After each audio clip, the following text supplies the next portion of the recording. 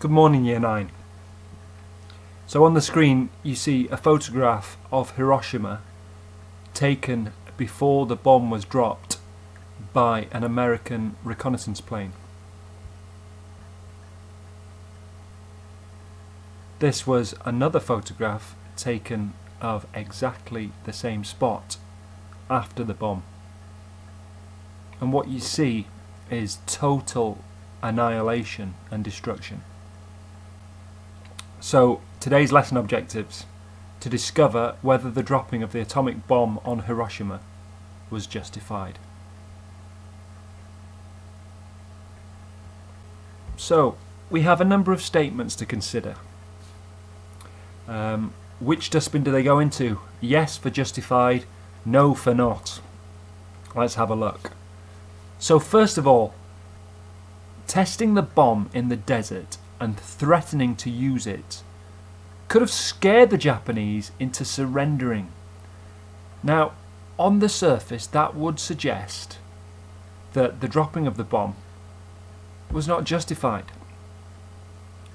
The belief being that if the Japanese knew that the Americans had such a weapon, then they would surrender, knowing that if they were to use it, it would be devastating to them. And yes, there is an argument to be made for that. However, it fails to take into account the second factor, which is that the Japanese army were famous for fighting to the death. No surrender was their motto. They would not surrender. Okay.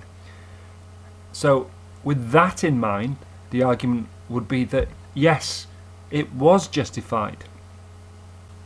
So Japanese society became highly militarized before World War II, and it meant that they were fixated on the notion of honour. And there was this strong belief that if they were to surrender, it was a dishonourable thing to do, but it did not just dishonour yourself as the person surrendering, it dishonoured your family too. And that meant that your family lost honour too and would be shunned by society. Therefore, surrender was just simply not a possibility for them, and they would fight to the death. This meant that the Americans would struggle to defeat the Japanese using traditional methods of warfare. The bomb was a quick way to do it, and it would lead to minimal American deaths. Now, an argument that goes against that would be the argument that Japan was not strong enough to survive many attacks by the USA. The USA could have won without using the bomb. The argument being that by 1945, Japan was on her knees literally. She had nothing left to give, and therefore traditional warfare could have won through. They did not need to resort to such a horrendous weapon that would kill so many innocent lives. So therefore, that would be arguing that it was not justified. However, to counter that argument is the well-known fact that Japan was well defended. It had minefields on its beaches, and this made it very hard to invade. The Japanese have dug in. They were well entrenched. They were ready to defend, even though they were hard pushed and didn't have many resources left.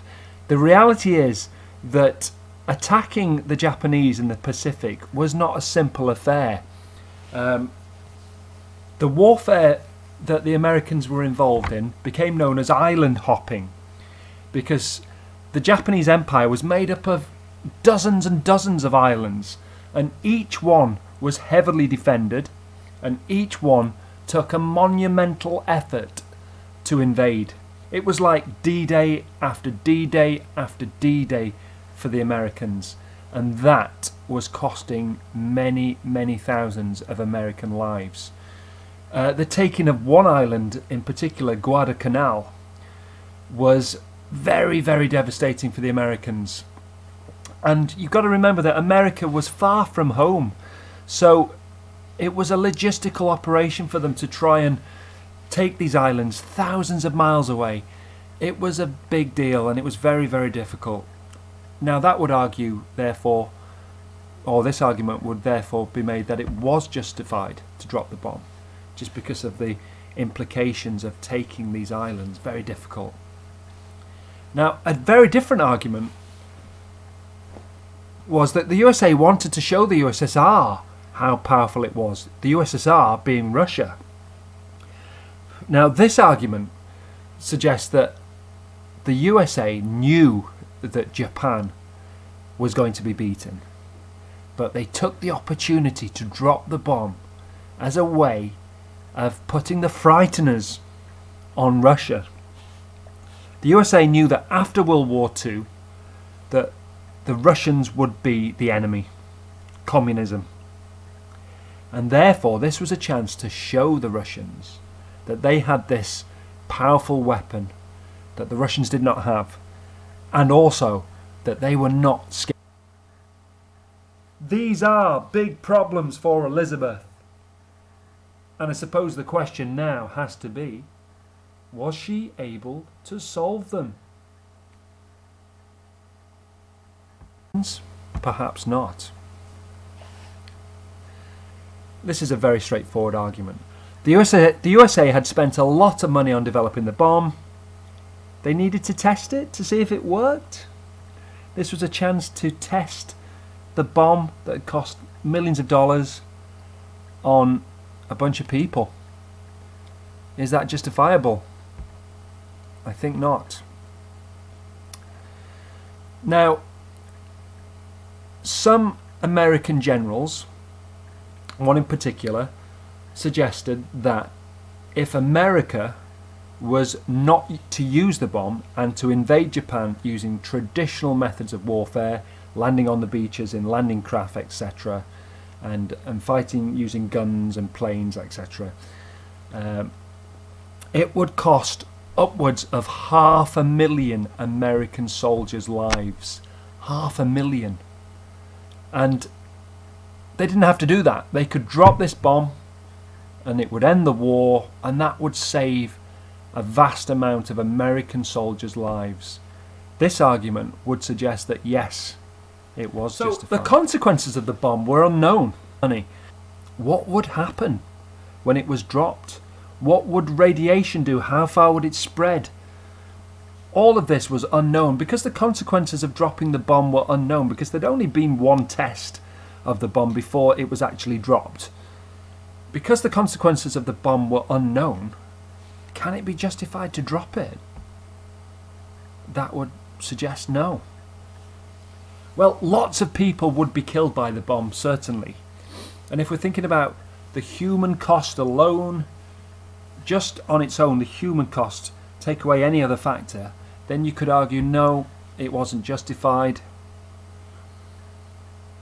You could argue, talking about the Russians once again, the Americans had already told the Russians that they had a new powerful weapon. Therefore, it's not justified to drop the bomb just to make a point against the Russians. However, Americans would argue, well, the Russians only respond to force. Yes, they knew we had the bomb, but they didn't know that we were willing to use it. And that was an important point. The cost of the war was costing the American government a lot of money. Now, is it justified to drop the bomb to save a lot of money? You would think not on the surface.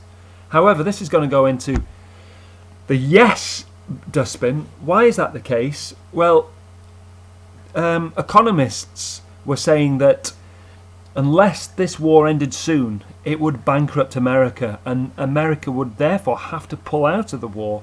And if they pulled out of the war would be lost in the Pacific to the Japanese, and that was not an option. They had to win this war. Therefore, it was justifiable because it would end the war quickly and save vast amounts of money, and therefore allow America to win. So one thing I've not mentioned to you so far is the Japanese attack on Pearl Harbor. Now, on the 7th of December 1941, the Japanese Navy launched a surprise, some would say sneaky attack, on the American Navy that was based at Pearl Harbor. And it was a very successful attack.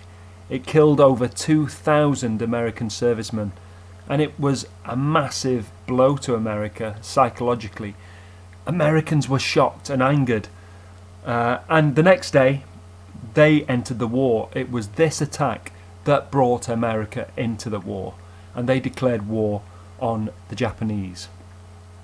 And some people saw Hiroshima as being revenge for Pearl Harbor, and therefore justifiable, because they'd killed 2,000 American servicemen. Therefore the Japanese deserved what they got at Hiroshima. The question is, was that the right kind of response? I suppose 2,000 American servicemen died in Pearl Harbor. Well, what is the death count from Hiroshima? Well, it's a bigger one, isn't it? Instantly, the dropping of the bomb on Hiroshima instantly killed somewhere between 70 and 80,000 people, mostly civilians. If you remember the clock that I asked you about last week, it was 8:15, around 8:15 a.m. when the bomb was dropped. Now that time was chosen because people would be going to work, they would be out on the streets, and the Americans dropped the bomb at that time so that it would kill the maximum amount of people. So where do we put this? Well, it's gone into justified as revenge. You can make your own minds up on that one. The Americans did not have enough bombs to waste one on testing in the desert. It's true, they only had 3 bombs. They were complex things and they took a long time to build. They only had 3 bombs. They could not, waste them by testing them in the desert to show the Japanese they had these bombs, because if they did, they wouldn't have enough to actually use against the Japanese. So, that would suggest, yes, it was justified to use them. Lastly, the Japanese were already defeated in real terms. As I've already said, there was the belief that they were on their knees. Although they wouldn't have surrendered probably, they wouldn't have been that hard to overcome by traditional warfare methods. That all depends on your perspective really and your beliefs, but this one would argue definitely that it was not justified. This is not a one-sided simple answer, this one. I mean, was the dropping of the bomb justified? To summarise, on the one hand it was justified because it was revenge for Pearl Harbor. It would bring a quick end to the war. Because of Japanese culture and the fact that they would not surrender, then, again, this would bring a quick end to the war that would save American lives. And for economic reasons, the war was crippling America. If they hadn't dropped the bomb, then could they have afforded to continue the war? But on the other hand, it's not justified. Japan was already on her knees. She could be beaten by traditional methods of warfare. The human cost was appalling. 80,000, somewhere between 70 and 80,000 people instantly killed, but over the next 20-30 years that figure rose to somewhere between 150 to 250,000 people due to cancer, leukemia, those kind of illnesses caused by radiation. And we're getting on for 250,000 people killed by just one bomb. The human cost was staggering. There were other alternatives. You didn't have to drop the bomb. There were other alternatives, traditional methods of warfare. And lastly, is it really justifiable to drop a bomb to prove a point to the Russians? There we are. They are the arguments in a nutshell. Thank you very much.